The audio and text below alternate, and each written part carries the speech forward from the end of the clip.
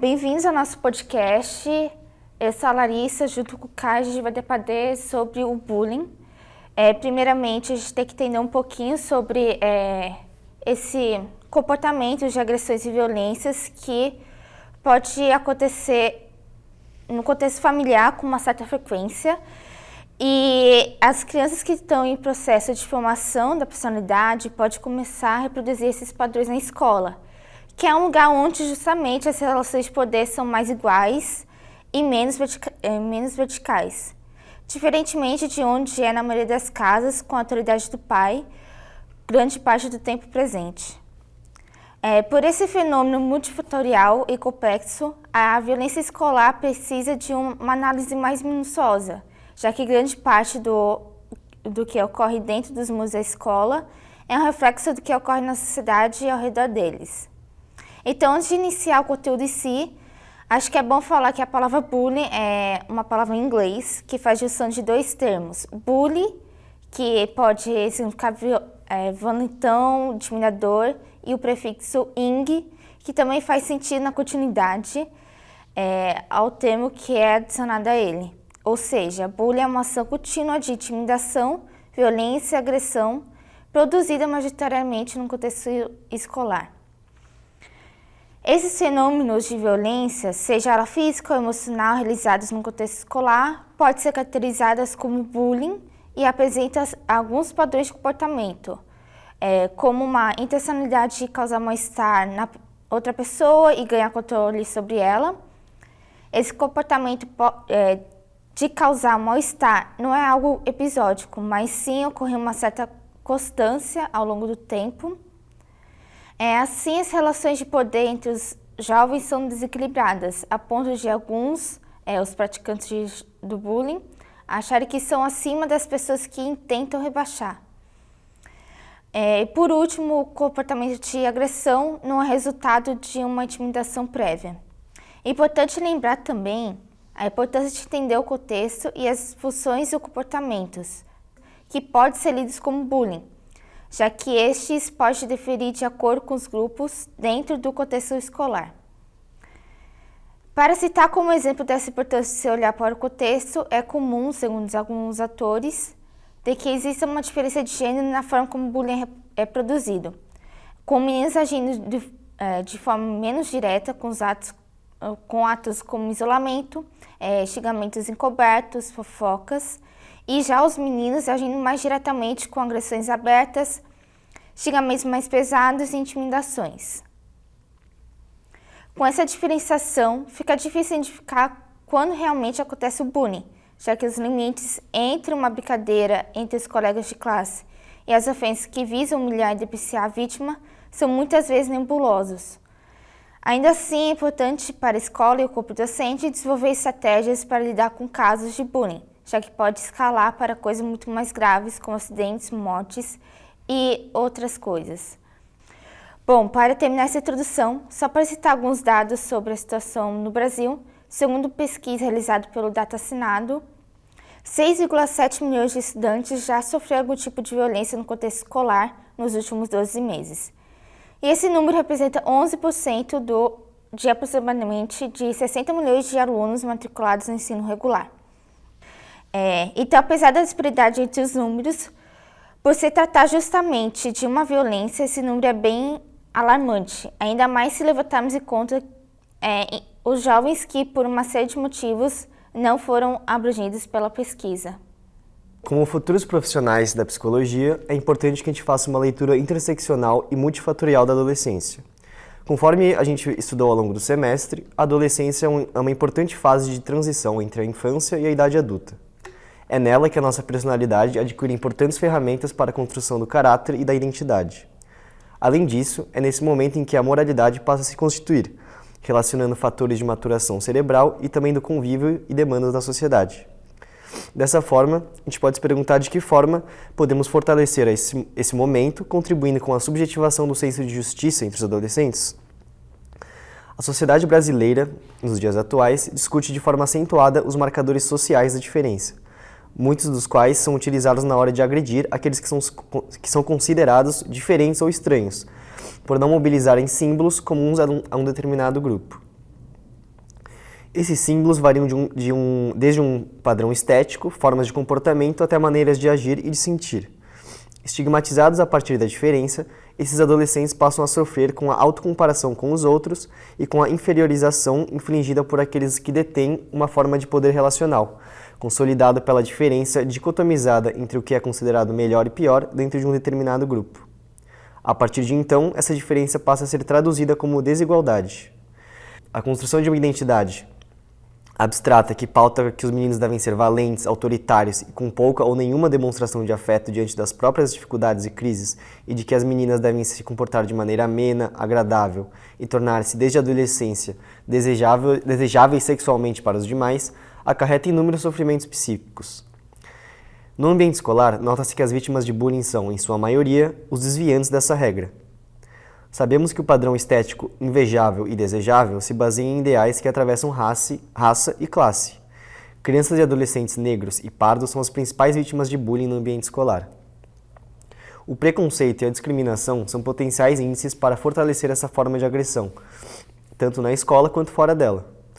Mais uma vez, a gente pode notar a influência da sociedade desde cedo na socialização das crianças e dos adolescentes. Os meninos são os que mais praticam e sofrem bullying. As meninas, por sua vez, passam a sofrer sensíveis distorções de imagem de si, sobretudo de imagem corporal quando são vítimas de bullying. Bom, diante desses fatores, nos perguntamos como podemos contribuir para a melhoria desse quadro. Segundo Kohlberg, a moralidade convencional passa a se modular na adolescência. Com isso, o desenvolvimento de boas relações interpessoais e a manutenção da ordem social se tornam importantes de serem respeitados na interação com os demais. Como podemos ajudar os adolescentes a desenvolverem a moralidade de forma a introduzir elementos que os levem a refletir na injustiça e no sofrimento causado aos outros pelo bullying? Bom, pensado por Paulo Freire como uma luta política para a expansão da alfabetização, o letramento é considerado nos dias atuais como uma forma subjetiva de relacionar-se com o que está sendo transmitido pela linguagem.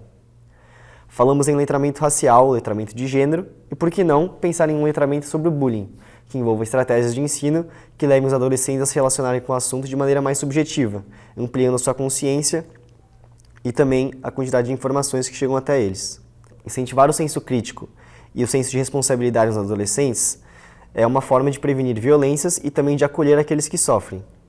Politizar o sofrimento pela compreensão de por que estou passando por essa violência, a qual ideologia estou contribuindo quando violento o meu colega dessa forma. Levantar essas indagações é uma maneira de trabalhar com essas questões. Não devemos negligenciar o sofrimento individual, mas também demonstrar que muitas dessas violências se direcionam a grupos de pessoas com características semelhantes. Isso é uma forma de indicar um caminho para a compreensão de si no mundo. Bom, diante de tudo isso que a gente falou até agora, a gente gostaria agora de chamar o nosso convidado. O Wellington Novaes é formado em Letras pela Universidade de São Paulo. Ele compôs o programa de iniciação à docência da USP e atualmente também é editor dos materiais didáticos para escolas. A gente perguntou para o Wellington que tipo de sequência didática, de material didático pode contribuir para a prevenção e para a sensibilização do bullying em sala de aula, e também de que forma o próprio material didático pode contribuir com os alunos para identificarem quem são as vítimas de tais violências. Por mais que o material didático seja um objeto estático em sala de aula, né, ele não interage diretamente com o aluno de uma forma a criar ali uma relação complexa, como é a do professor-aluno. Ele vai estar muito mais ali como uma ferramenta, muitas vezes aplicando e desenvolvendo uma abordagem de ensino, propondo uma série de atividades, né, que vão ser estabelecidas pelo professor, mas ele tem o seu papel ali na convivência, e uma desses papéis é o enfrentamento do bullying, né? Como é que a gente pode pensar nisso a partir do material didático? Eu acho que primeiro a gente precisa ver os segmentos da educação, né? Em cada segmento da educação básica, do infantil, fundamental, anos iniciais, né, do primeiro ao quinto ano, e depois os anos finais, do sexto ao nono ano, e depois do ensino médio, ele pode agir de formas distintas, né, nessa questão do bullying.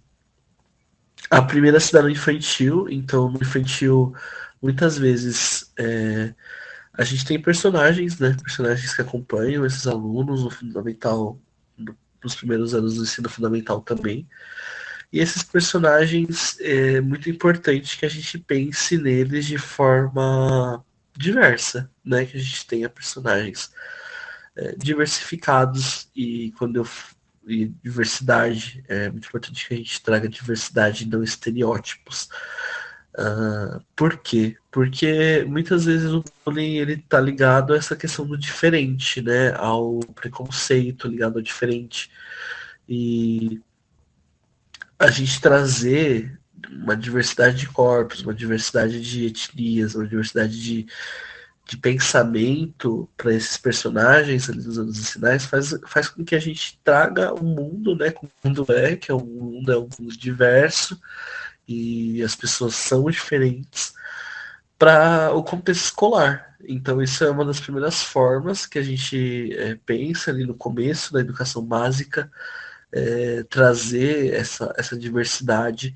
E essa diversidade, ela vem ali por meio dos personagens, muitas vezes ilustrados, mas ela pode ser pensada na iconografia do ensino básico como um todo. Quando eu digo iconografia, estou dizendo que imagens você vai colocar nesse livro, quais pessoas, que fotos de que pessoas, de que aparências as pessoas têm, quais elementos estéticos e visuais você está escolhendo para desenvolver o material didático.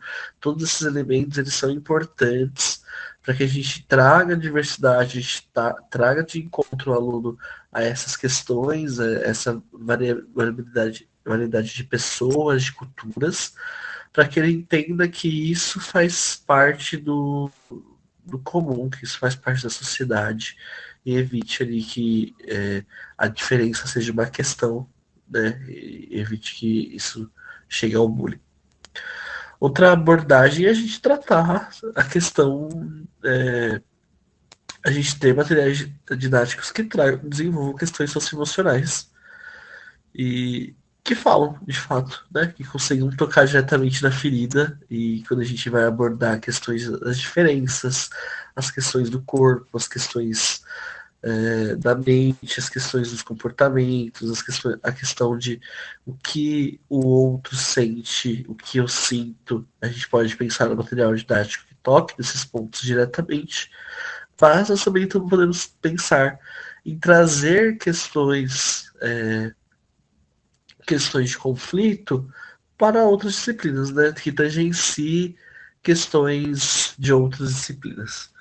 Então, eu acho que o material didático ele pode tanto ter esse papel um tanto indireto nas questões, onde a gente traz ali um contexto, uma variabilidade de imagens e uma estética variada, né, pensando nos personagens ali nos anos iniciais, mas a gente também pode tratar essas questões diretamente, né?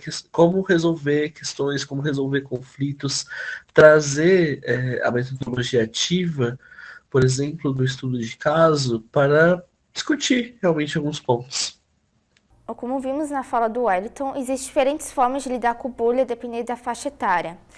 Ele mostra que os educadores já podem ir inserindo nos anos iniciais esse tema e trabalhar o desenvolvimento socioemocional no ambiente escolar e também respeitando o momento do desenvolvimento dessas crianças e desses adolescentes. Então, ele vai falar um pouquinho sobre isso e segue com uma fala sobre a metodologia ativa. Bom, Wellington, ele vai encerrar falando, né, um pouco dessa importância de ter diferentes maneiras de engajar os alunos nesse processo. Um exemplo que ele menciona é a metodologia didática ativa, que inclusive a gente está usando nesse trabalho.